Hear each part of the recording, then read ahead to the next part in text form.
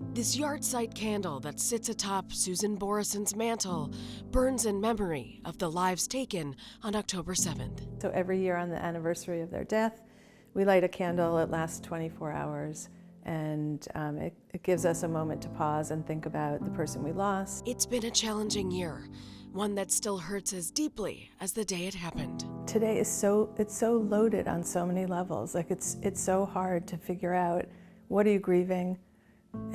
It's really hard to figure out what you're hopeful about, and it's just a rough day, really rough.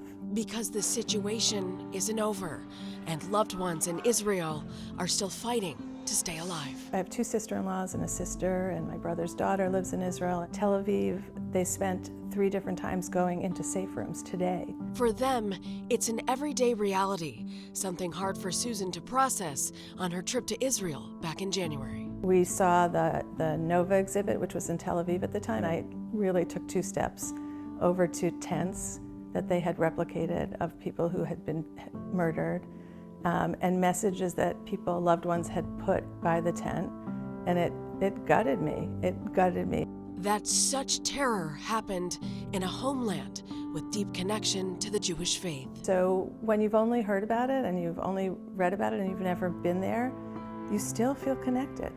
And so these stories, they're not someone else's story. Every single one of them is our story. My niece said, "I'm feeling heavy and heartbroken.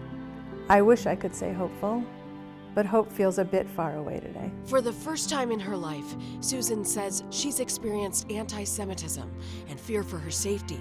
And while she says loss of life on either side is beyond tragic, I also have this feeling that we're losing the storyline. That scares me a lot. Yet she finds small comfort in the strength of the Israeli people. They recover. I don't want to say move on because it's such a horrible thing, but they rebuild. They rebuild in a way that you cannot believe it. You can't imagine how it can be done. There's resilience, and resilience is hope. You don't have resilience if you don't have hope.